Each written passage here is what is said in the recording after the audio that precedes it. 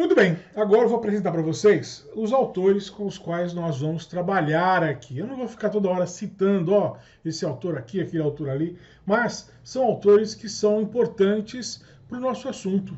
Tá? E se você quiser aprofundar, você vai poder efetivamente procurar os livros deles e, enfim, estudar um pouco mais desse assunto, tá bom? Muito bem, então são eles, olha só. O Donald Hebb, tá? Já mostrei a fotinho dele lá, vou mostrar de novo. O Eric Kandel, Endel Tuving, Alan Badley, a Francis Yates, o Ivan Esquerdo, a Suzanne Corkin e esse brasileiro Antônio Carlos de Oliveira Correia. Aqui ficou um errinho aqui, né? Oliveira Correia, tá bom? Muito bem. O Donald Hebb, ele ficou famoso por causa da sua proposta, da sua ideia, que já, de alguma forma já tinha sido colocada por outros autores um pouco lá atrás, sobretudo Ramon e Cajal, né? Mas a ideia de que a aprendizagem ela estaria associada à formação de sinapses, ou seja, de conexões entre neurônios, tá bom? Nós temos vários neurônios no nosso cérebro, 86 bilhões de neurônios, e cada um desses neurônios consegue se conectar cada um consegue se conectar com milhares de outros neurônios. Mas o interessante é que eles não se conectam assim, eles se conectam assim, eles ficam próximos uns dos outros, tá? São conexões químicas que nós chamamos de sinapses. E para o Donald Hebb, a aprendizagem, o aspecto neuroquímico, neurobiológico, neurofisiológico da aprendizagem estaria no fortalecimento das sinapses. E isso foi comprovado depois, tá bom? Depois nós temos aqui o Eric Kandel. Tá? Eu falo Kandel, alguns falam Kandel. Então, esse senhor, ele é prêmio Nobel, tá aqui, ó, prêmio Nobel, tá? De Medicina e Fisiologia. Ele recebeu o prêmio no ano de 2000 pelas suas pesquisas justamente a respeito da memória. E a grande parceira dele, além de toda a sua equipe, óbvio, né? Vocês vão ver ele aqui trabalhando. A grande parceira dele foi essa lesma aqui, ó, tá? Chamada Aplysia californica. Então, aqui, ó, que você tem aqui a lesma aqui na mão, a lesma na mão dele, tá? Então, veja só, uma mosca tem 100 mil neurônios, 100 mil neurônios. O ser humano tem 86 bilhões de neurônios, tá? A Aplysia só tem 20 mil. Então é mais fácil trabalhar com a Aplysia, que é maior e tem 20 mil neurônios, do que com a mosca, que tem 100 mil neurônios e é muito menor. Tá? Então, todos os estudos do Kandel foram feitos a partir da sua pesquisa, tá? Com a Aplysia californica, que é essa lesma, é uma lesma grande. Veja só aqui, ó, na mão dele aqui, ó, tá? A lesma está aqui, tá? E aqui a equipe dele fez uma brincadeira, né? E fez um Photoshop aqui e penduraram a medalha do Prêmio Nobel. Essa aqui é a medalha que todos os agraciados recebem, né? Penduraram aqui com Photoshop no pescoço da lesma, tá bom? Então agora o que nós vamos ver? Nós vamos ver agora dois pequenos filmes do Eric Kandel. Então vamos voltar aqui uma tela, ó. Esse livro aqui, ó, ele foi escrito mais recentemente, tá? E ele é uma espécie de autobiografia do próprio Kandel. Então parece que os premiados, né? Os laureados com o Prêmio Nobel, a eles são solicitados que seja feito um texto sobre a própria vida. Então tem um texto desse, mais curto, na internet do próprio Kandel, e tem esse texto mais elaborado, que é propriamente um livro, e que virou inclusive um documentário. Então vocês têm no YouTube, nesse endereço aqui, vocês têm o livro, o filme, tá? Bom, então eu vou agora ativar o vídeo, tá bom? If the people go and see this movie and they remember it the next day, that is because there will be an alteration in gene expression in their brain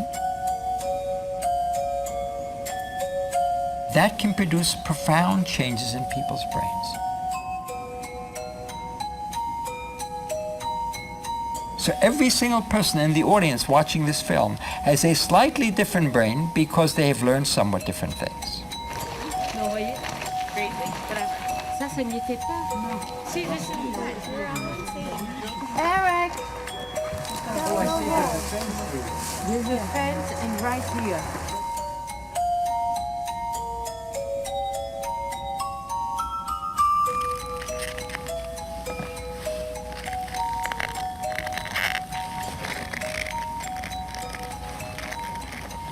Here it is. Deep in the middle. The green, the dark green and the lighter green is the hippocampus. We have reason to believe that memory is stored in here for a period of time. And depending on the task, it can be a couple of weeks or it could be years.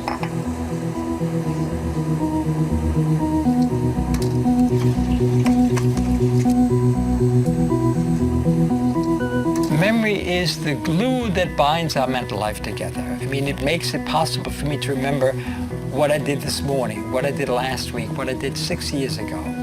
It is what allows us to get continuity in our lives.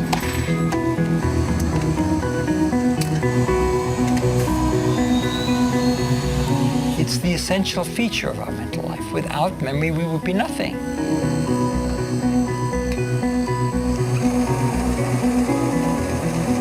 I just worked in the last section.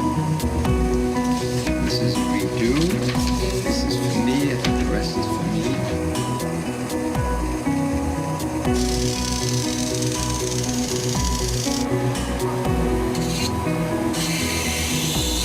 And the second cluster of genes is genes related to learning and memory. Oh, fantastic.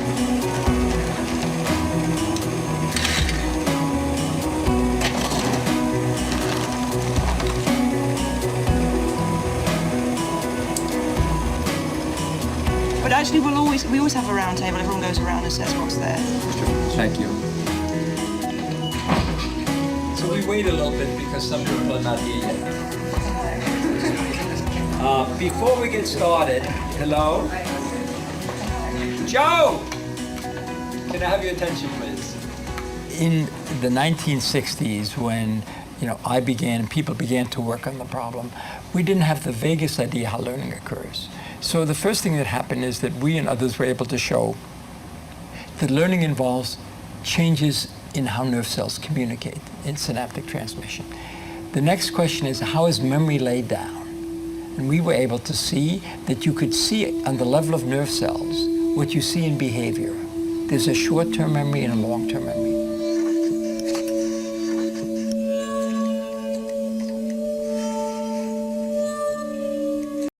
Esse é um vídeo de 4 minutos e meio. Agora eu vou mostrar um trecho menor ainda, 1 minuto e... Agora eu vou mostrar um trecho menor ainda, tá? Um pouquinho mais de 1 minuto. Is there a simple way for you to explain your discoveries about memory? I have found that when you learn something, specific contact points between neurons are modified. So these contact points are called synapses, and they were first described by the great Spanish anatomist Ramon y Cajal. And we have shown that when you learn, the strength of those connections is altered, it's made more effective. And that occurs in part by the growth of new connections. So there is a growth process in your brain that is stimulated by learning, and memory is retained by the growth of these new connections. And then we described what are the molecular underpinnings of this growth process. And we have a reasonably good understanding how all that occurs. So throughout our lives, our brains keep changing. That's right. The brain keeps learning. Right. Throughout all your life, there are small anatomical changes that occur in your life. When you're very young, those changes are more dramatic. When you get to be older, they become more modest. But throughout one's life, insofar as one can continue to change one's behavior as a result of learning, it's because anatomical changes are occurring in the brain. But most people think that with age, we tend to remember less. If you see people in their 30s taking drugs not to get cacao or something, what's happening with age regarding memory? Well, there are two things that happen when people age. One is called age-related memory loss, which is a mild forgetting, which is not too devastating, not too drastic. And then there is Alzheimer's disease. These are two very different diseases. At the beginning, they look very similar. But with time, you get anatomical changes in the brain. You get loss of nerve cells. With Alzheimer's disease, you tend not to see that with age-related memory loss. But there are now therapeutic approaches to both of those problems. And hopefully, over the next 10 or 20 years, there will be very good progress in this area. What you've discovered about memory, for instance, that there are modules, that it works not in a continuous way. How can that help education? Well, I'm not sure it can necessarily help education, except it shows that repetition is a very good thing, that maybe learning, memorizing poetry is not such a bad idea to strengthen the mind, that you should have spaced intervals in which you don't learn, but then you should repeat things. Starting early with foreign languages, I think all the evidence suggests that that's very good. Musical instruments, once you really start early. I think those are the main ideas that have come out of the biology of memory research. It has not had too much to say for pedagogy. I think we've had more to say for basic understanding of how memory occurs and for therapeutics. Muito bem, esse é o Eric Kandel, tá bom? Então tivemos aí da boca de um dos maiores especialistas sobre memória, algumas noções muito importantes, que a aprendizagem se dá por meio das conexões. Nós vamos reforçar essa ideia, vamos ilustrar essa ideia. Já é uma ideia que tem mais de 20 anos, digamos que é uma ideia que já tem mais de 20 anos de validade incontestável. Portanto, o Kandel é um dos nossos principais autores aqui.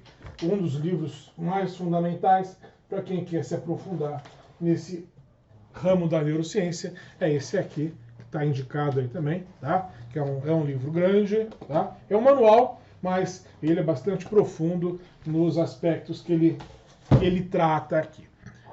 Muito bem, na sequência nós temos o Endel Tuving, tá? Eu tenho esse livro dele aqui, o Memory Systems. Esse aqui também eu ainda não consegui comprar, esse aqui, esse vermelhinho aqui, ó. Memória, Consciência e o Cérebro. Pois bem, o Endel Tuving, ele é o responsável, praticamente o responsável, por essa estrutura aqui, ó. Foi ele quem elaborou essa forma de classificação da memória, que é a forma de classificação básica mais utilizada. Que nós temos uma memória declarativa, ou alguns chamam de memória explícita, tá? E temos uma memória implícita. Agora eu vou ligar aqui de novo o apontador laser aqui. Então nós temos uma memória declarativa e temos uma memória procedural. Alguns chamam essa memória declarativa de memória explícita e a memória procedural de memória implícita. Memória para procedimentos, como fazer as coisas. E essa memória declarativa ou explícita é dividida em memória episódica e memória semântica. Tá? Muito bem. Esse modelo aqui é um modelo extremamente tradicional. Tá? E quase todo curso de neurociência que você fizer vão te mostrar esse quadro aqui ou algo muito parecido com ele. Tá? Algo muito parecido com ele. Na sequência do Tuving, nós temos o Alan Baddeley, que de alguma forma assume aquela estrutura de classificação e cria mais alguns termos. O Alan Baddeley ele vai criar alguns termos, ele vai inclusive criar uma expressão chamada de executivo central, que depois ele vai abandonar, ele cria essa expressão, depois ele abandona essa expressão, né? Ele vai criar a expressão da alça fonológica, e ele vai se especializar na chamada memória de trabalho, ou memória imediata, que é exatamente essa memória que eu estou usando agora para dar essa aula para vocês, que é exatamente essa memória que você está usando agora para prestar atenção no que eu estou falando para você. Tá? Ou para trazer para a sua memória, digamos assim, né? Diríamos também, para trazer para a sua consciência tudo que você precisa para entender o que eu estou falando. Por exemplo, eu estou falando em português, eu estou falando, por enquanto, eu acho que eu não falei nenhuma palavra que fosse desconhecida de vocês, então vocês estão entendendo o que eu estou falando, porque vocês têm na memória de vocês as palavras que eu também estou usando. Se eu começar a utilizar um vocabulário muito rebuscado, um vocabulário técnico, muito pouco compartilhado, vocês não vão entender, porque vocês não têm na memória de vocês, tá, as memórias dessas palavras que hipoteticamente eu poderia estar usando aqui se eu estivesse usando um vocabulário muito técnico ou muito fechado, muito hermético. Né? Então, o Baddeley também ele trata muito sobre a questão da memória imediata ou da memória de trabalho. Tá? Memória, que alguns chamam de memória imediata, memória de trabalho ou memória operacional. Depois temos aqui um livro muito valioso da Frances Yates, que é um livro sobre a tradição, não é um livro sobre neurociências, não. Aqui ela vai ver como que Platão tratava a memória, como que Aristóteles tratava a memória, como que Cícero tratava a memória. Então, os filósofos gregos, os oradores romanos, depois os filósofos e os estudiosos medievais, como que Santo Agostinho trabalhava a memória, como Santo Tomás de Aquino trabalhava a memória, depois os autores modernos e alguns autores contemporâneos. Então, é uma abordagem mais erudita da memória, não no seu aspecto neurofisiológico, mas no seu aspecto, como está aí mesmo, a arte, né, de desenvolver a habilidade de lembrar de mais coisas. Então, a arte aqui está nesse sentido de prática da memória. Tá? Mas é um livro valioso também, e algumas ideias dela também estão aqui nesse texto. Temos aqui o Ivan Esquerdo, que morreu recentemente. Se eu não me engano, eu não sei se ele é argentino ou uruguaio, não lembro exatamente qual era a nacionalidade dele, tá? Mas, salvo engano, ele se naturalizou brasileiro, tá bom? Morreu recentemente, ele tem alguns vídeos também, algumas palestras dele no YouTube falando sobre memória, todas elas são muito interessantes. E esse livro aqui é um livro pequeno, fininho, mas muito bom, mas o tratamento dele é extremamente bioquímico, neuroquímico, neuromolecular, então é um assunto, alguns trechos do texto ele fica assim, bem difícil para quem não conhece ou para quem não tem os rudimentos de química, né, ou de biologia molecular. Tá? Eu mesmo nesses momentos eu fico um pouco mais um pouco mais de dificuldade, porque ele é bastante técnico em alguns dos seus capítulos. E aqui, nesse livro aqui, que é um livro de vários artigos, ele tem um artigo chamado Biologia do Aprendizado da Memória, que é um artigo muito bom, muito compacto, né? Um capítulo desse livro, Neurobiologia dos Transtornos Psiquiátricos. Tá? Ele é um dos autores, dos organizadores. E esse capítulo é muito claro, muito fácil de ser compreendido. Vale a pena buscar esse texto aqui também. Depois nós temos aqui um livro famoso da Suzanne Corkin, apresentando todos os 40 anos que ela trabalhou com o Henry Molaison, que é um senhor que foi submetido a uma cirurgia de retirada de algumas partes do seu cérebro, foi retirado dele um pedaço do hipocampo, praticamente quase todo o seu hipocampo e algumas áreas adjacentes, e ele ficou com um problema que nós chamamos hoje de amnésia anterógrada. Ou seja, a amnésia retrógrada é você não lembrar do passado. A amnésia anterógrada é você não lembrar do futuro. Não lembrar do futuro, o que significa isso? Não aprender. Ele não aprendia mais nada. Quase nada. Na verdade, há uma exceção. Essa exceção foi uma descoberta muito importante para os cientistas. Né? Mas nós vamos falar um pouco do Henry Molaison aqui também. Né? Eu li esse livro inteiro da Suzanne Corkin, Presente Permanente. Né? Ela conta todo o trabalho do médico, do Scoville, que fez a cirurgia, depois da Brenda Milner, que foi a estudiosa que acompanhou o Henry Molaison por quase toda a vida. Depois ela mesma, né, essa senhora que está aqui nessa tela, acompanhou o Henry Molaison por todo o resto da sua vida, até a sua morte, né? No sentido de durante todo esse tempo, estudar, fazer pesquisas com o tipo de comportamento que ele apresentava, justamente em função da sua da sua praticamente incapacidade de aprender qualquer coisa. Então, ele foi operado, se eu não me engano, com 27 anos, tá? Morreu com mais de 80 anos, e morreu com as lembranças que ele tinha aos 27 anos, porque a partir daí ele não criava novas lembranças, então ele vivia num presente permanente. Ele tinha algumas lembranças de antes da cirurgia, tá? A vida dele antes da cirurgia ele lembrava, mas daí para frente ele nunca mais foi capaz de aprender praticamente nada, tá? A não ser uma pequena exceção que depois eu falo um pouco mais na frente. E temos esse livro aqui de um autor brasileiro, que é uma pérola, tá? Um livro maravilhoso, Memória, Aprendizagem e Esquecimento. É um médico, tá? Um psiquiatra lá de Minas Gerais, foi professor da Universidade Federal de Minas Gerais, e é um livro grande, tá? Um livraço, e muito completo, muito amplo, e quem tem interesse em estudar esse assunto, é um livro que vale a pena ler do começo ao fim, e foi o que eu fiz, tá? Um livro maravilhoso. Muito bem, aqui encerramos a parte da bibliografia, apresentei alguns autores importantes, tá? Apresentei os vídeos do Kandel, nós vamos ver um outro pedacinho de vídeo do mesmo filme do Kandel, tá? Mas a pessoa que vai aparecer lá é uma outra pessoa, um dos membros da equipe do Kandel, mas isso vai ficar mais lá na frente, tá? Quando nós formos falar sobre aprendizado. Mas esses são os autores mais importantes, tá bem? Agora nós vamos para uma outra parte da nossa palestra, que é a palestra sobre a mitologia grega e a memória. Muito bem, agora nós vamos falar sobre a memória e a mitologia grega.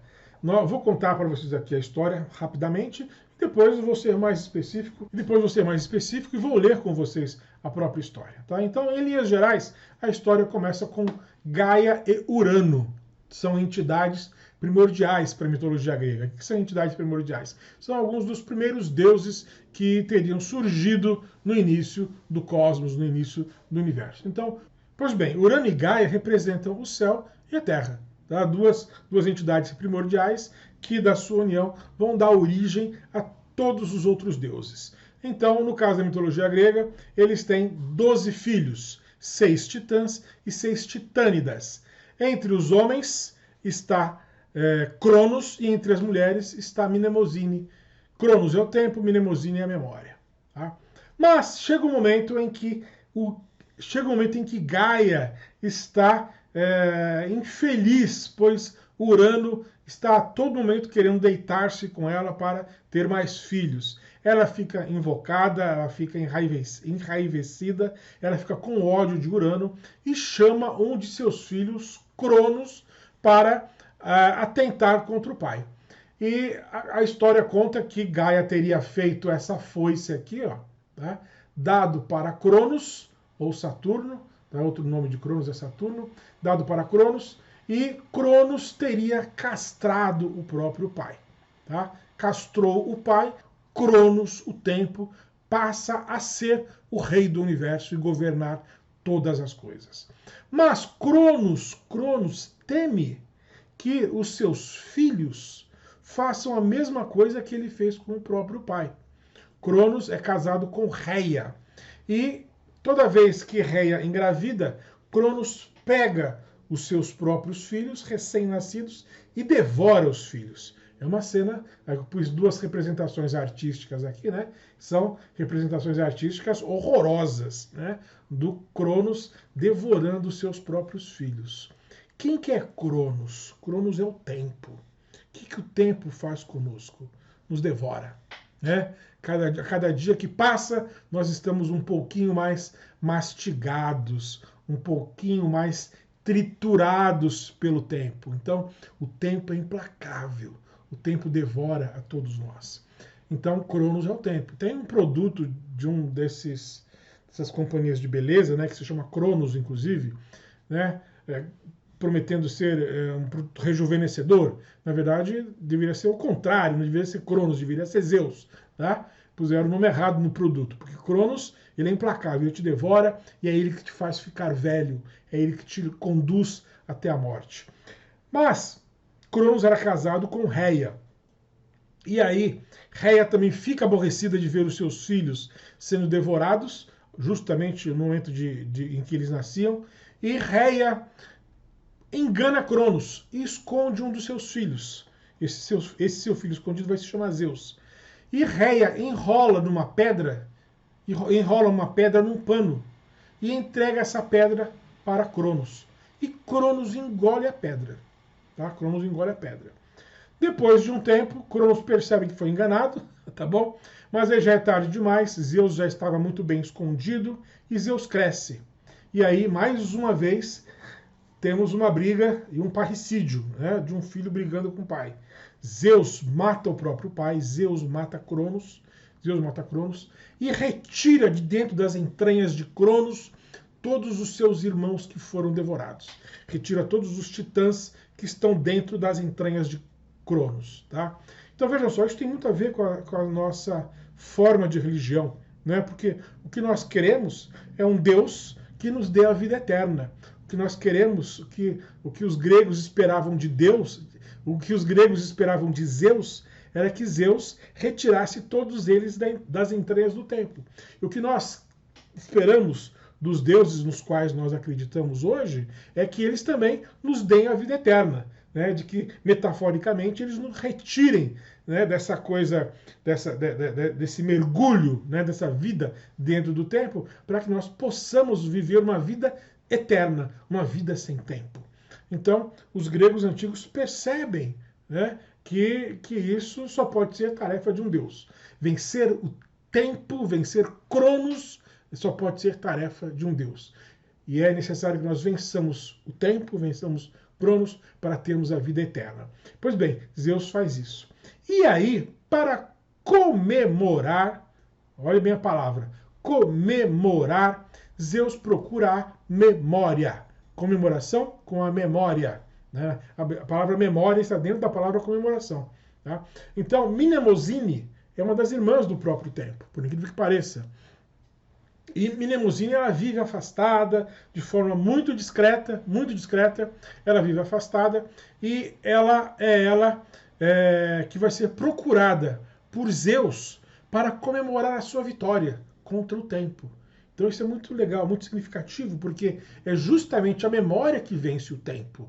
Não é? Quando eu digo alguma coisa e essa coisa fica na memória, quando ela não cai no esquecimento, aquilo que ficou memorizado, aquilo que ficou registrado, né, tudo aquilo que fica registrado se comunica com o futuro.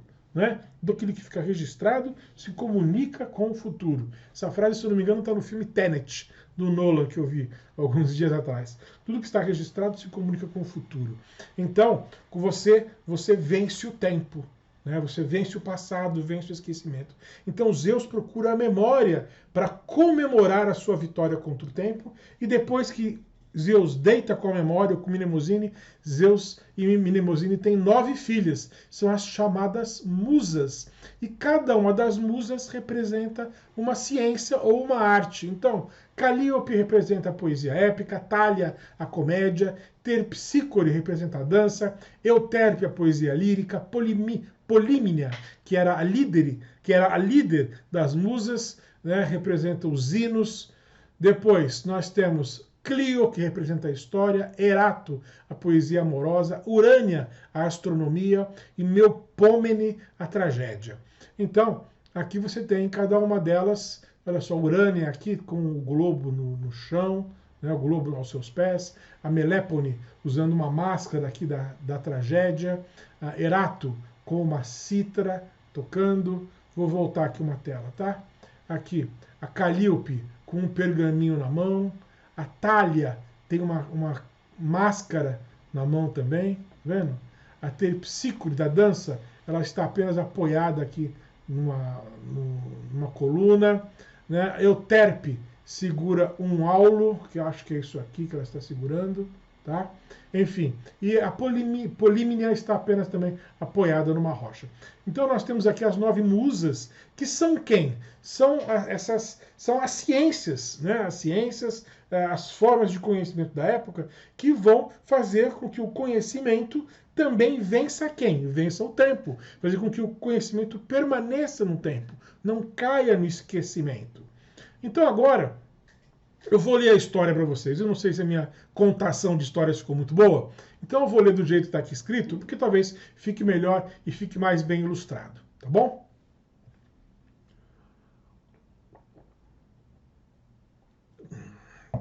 A história é breve.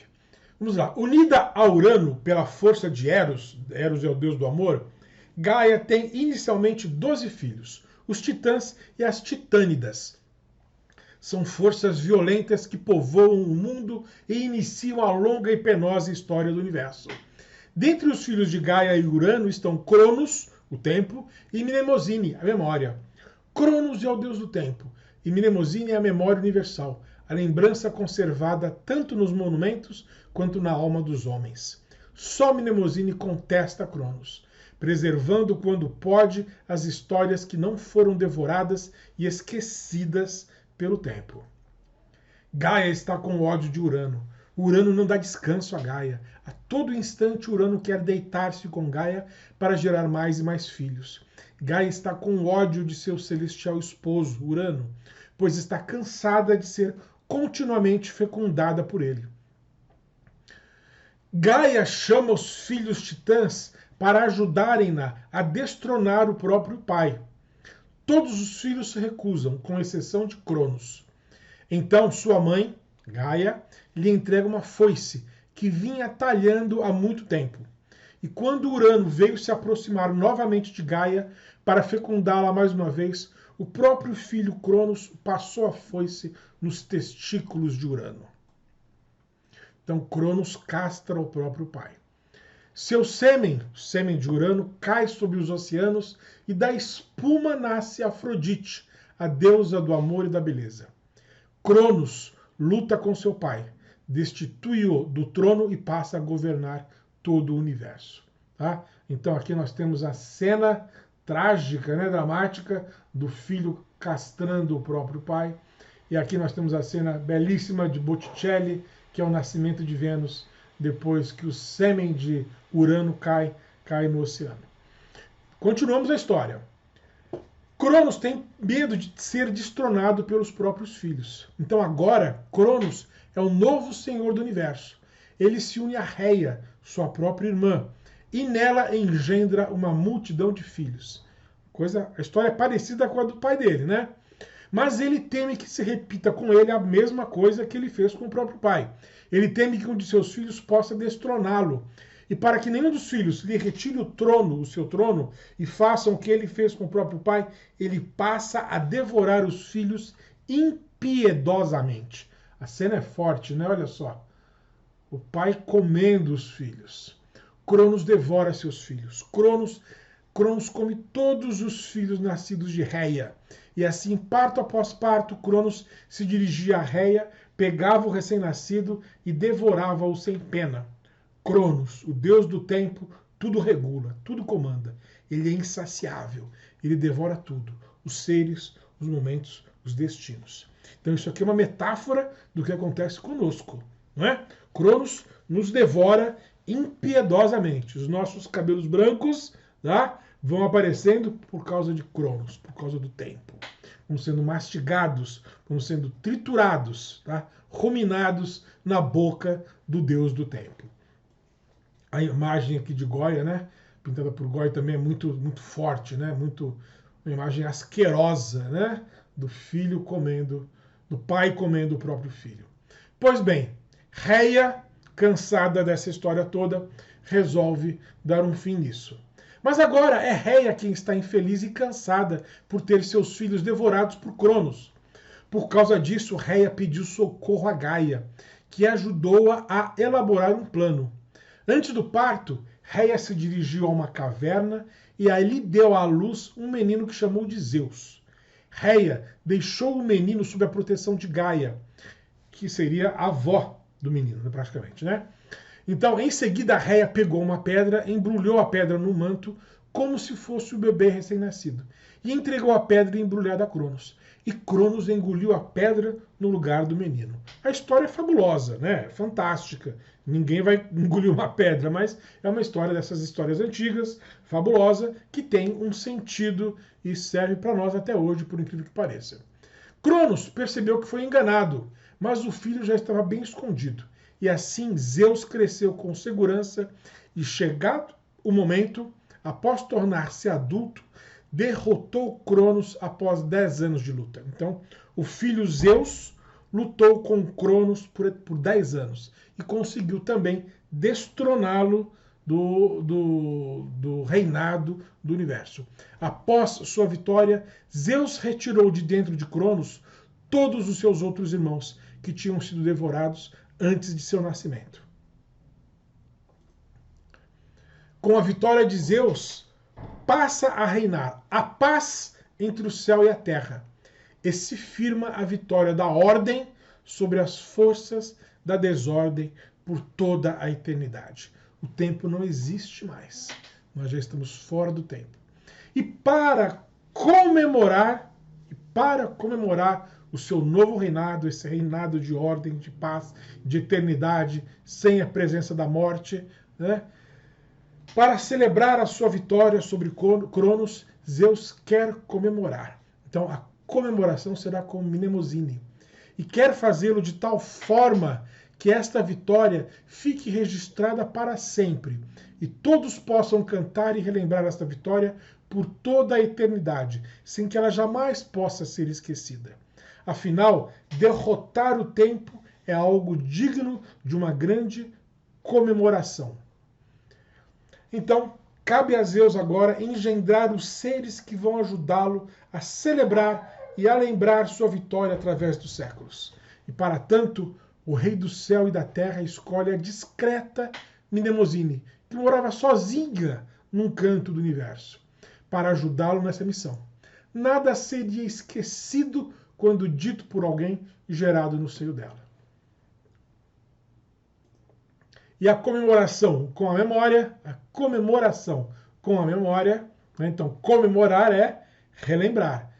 A comemoração com a memória, dessa comemoração nascem as 9 musas. Tá? Da união entre Zeus e a memória, nascem as 9 musas.